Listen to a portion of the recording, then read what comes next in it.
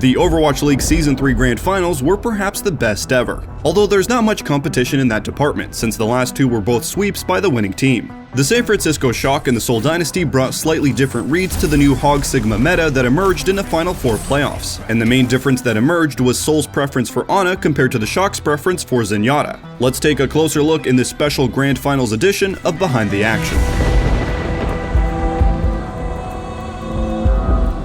By and large, the compositions remain the same apart from the flex support position.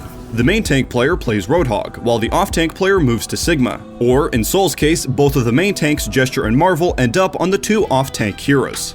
Double Sniper was the name of the game on everything except Control, where the Shock favored their Ashe Tracer duo. And of course, with a Double Sniper, Mercy is a natural pick to damage boost them to greatly increase the one-shot kill potential. We'll take a look at the Ashe Tracer duo in a bit, but first let's go through the strengths and weaknesses of each support hero. Ana provides more healing compared to Zenyatta, and can almost guarantee a kill with sleep if the enemy is in a good place close to your team, while her nade is powerful in tank brawls and greatly increases healing. In terms of playing against Zenyatta, which Seoul faced frequently in the playoffs, her nade can counter Transcendence by denying its healing and potentially out-healing the additional incoming damage from the Discord Orb. Zenyatta, on the other hand, provides much more damage with Discord, and given the high levels of damage basically every hero in the Shock composition except Mercy puts out, allows the Shock to burn the enemy tanks at a tremendous rate. Plus, with the way that Violet plays it, provides a third long-range threat in addition to the two snipers of Hanzo and Widowmaker. In other words, Shock constantly have three long-range threats active at any point in time, in comparison to the Dynasty's two. This presents more angles that Seoul have to think about and deal with. With Violet's fragging ability, even if he doesn't manage to finish the kill outright, he can still deal enough damage to the enemy snipers to force them off of their angle and wait for heals. Both of these picks were a result of the different ways the two teams approached the Grand Finals meta, and especially the different ways their Hog chose to play. Shock mainly ran Super on Hog, and he played a much more defensive and less aggressive style in comparison to Gesture, simply because he was not expected to be the main source of damage in this composition. In comparison, Seoul were explicitly looking to Gesture to find picks in addition to the two snipers. Therefore, the nano boost makes sense in allowing him to finish hooks onto the enemy tanks, and go into a brawl with the ability to deal more damage and take less of it as well in comparison to Super.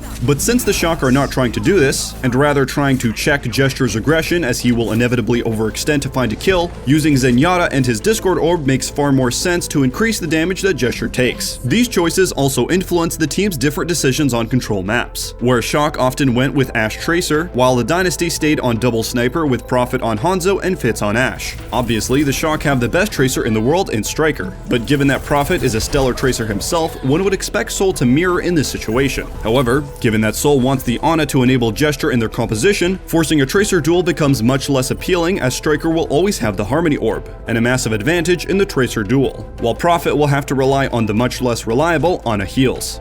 If Creative misses a shot on him, which is very probable, or has to focus healing on the tanks instead, the duel would end right there and then. It's worth noting that the Shock never dropped a single control or hybrid map throughout the entire Final Four playoffs, but also lost every single assault and escort map that they played. This was most likely a coaching decision to focus on the first two map types, as map 5 would always be a control map and in the finals map 6 would be a hybrid map, meaning that the Shock could win any match with just the first two map types. However, the impact of Striker's Tracer combined with Violet Zen cannot be overstated. Control maps, with their much more frag-focused playstyle instead of orderly teamfights, play heavily into the hands of a skilled Tracer that can run amok in the enemy backlines. This meant the Shock always had a tremendous advantage over their rivals in the first map.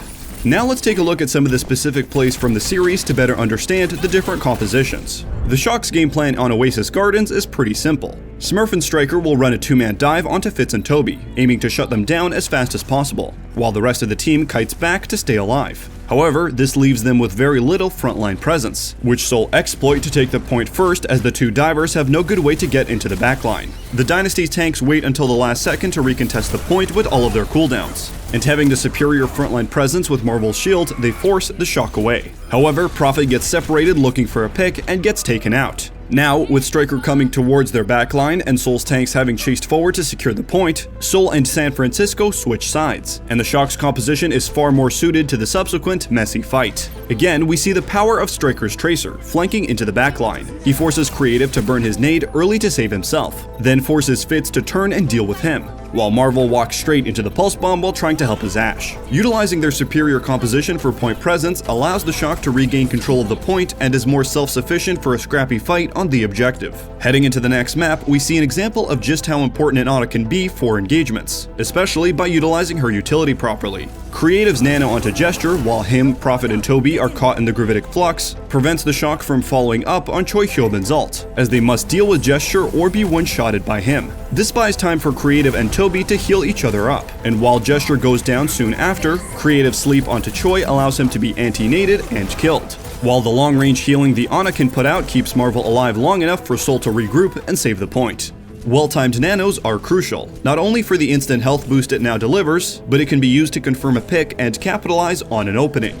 Let's take a look at how the Dynasty utilized an unconventional support play, positioning, and nano to pressure the point. Creative follows Gesture into the server room and immediately gives him the nano when he throws out a hook. Unfortunately, it does not catch anything, but Creative continues pocketing Gesture as he separates from his team to kill Violet, and then sleeps Choi Hyobin for Gesture to finish him off as well. Here again we see Creative with Gesture in what looks, on the surface, to be a strange position, way ahead of the rest of the team and the payload. Again, we see them go in for the same Hog nano play. Marvel and Gesture push the right hallway, and Gesture receives the nano boost the moment he hooks Choi Hyobin, allowing him to finish the kill and push all the way through to the Shock spawn. Super, knowing that the fight is lost and needing to buy some time for his team to regroup, pushes at the same time onto the cart to stall its progress. However, this is not very effective given Seoul's composition, as their snipers can corral the Shock in their spawn and pin them down. This demonstrates how Seoul actively used their Ana and Hog together to seek out the opening picks. On the other hand, Seoul's choice of Ana could also make for some interesting composition decisions. On their Watchpoint Gibraltar defense, the Dynasty busted out Prophet's Genji, which was a pick that virtually had not been seen since the Countdown Cup. Genji has been historically seen as a decent counter to snipers, being able to close the distance rapidly with his dash and avoid the damage with his deflect. However, Prophet is not going to play the Genji in a dive style, given the complete lack of dive tanks to help him with that. Instead, what we observe the Dynasty do is keep the damage boost on Prophet to help him farm his Dragon Blade. Prophet also generally plays passively around the blue box on the high ground. The blue box is an especially important part of the map on Gibraltar A. From here, one can set up snipers and healers that cover the entire last part of Point A, and even get to the enemy high ground. Therefore, controlling it is crucial for winning this point. Here is one example. Seoul have lost control of the blue box early on, so Marvel invests his ultimate to get it back. Prophet wall climbs up and down to make sure the box is contested, although a mid-air double jump allows Ons to easily headshot him. Nevertheless, Toby is able to get the res, and Shock's tanks decide that they need to be on cart instead of continuously trying to fight a Genji, who keeps ducking out of sight and is getting pocketed by a Mercy. Seoul then immediately invests their Nano Blade the moment Creative gets his Nano Boost online, with Prophet prioritizing the removal of Striker and Moth from the high ground. This is just one example, but in general, the Genji pick allows Seoul to control the high ground much better than with something like a Hanzo, or at least keep it contested to prevent Ons and Striker from getting maximum value out of their positions. Plus, the Nano Blade forces a massive investment of resources to stop it, even if it gets zero value, as it can end a team fight on its own. Utilizing unconventional compositions, the Dynasty was putting up a fight against the Shock throughout the Grand Finals. However, the Shock managed to run a superior set-winning composition that they were very comfortable with, especially against any teams that APEC threw at them. And that's all we have today for this episode of Behind the Action. What did you think of the different composition choices by each of the teams? What kind of changes do you think either of these teams are going to be making in the off-season? Let us know your thoughts on these Grand Finals in the comments below. This video was made possible thanks to our wonderful patrons. A giant thank you to everybody on this list, and shout out to Arknock, Sammy, Shampoo, Weeaboo, Nathan, Nate, Mauve, and Sierra for being platinum supporters. And an extra huge shout out to Raffy, Noodles, Marco, and Steven for being diamond supporters. Thank you so much. But an extra special shout out has to go to UNDEADSTREAMING for being our Grandmaster supporter. Thanks again, everybody. If you also want to support our channel and unlock perks, check out the Patreon link in the description below, or join our Discord server. If you want to help us out in a different way, leaving a like, subscribing, and hitting the bell to stay up to date is also appreciated. My name is Nikita, and thank you for watching.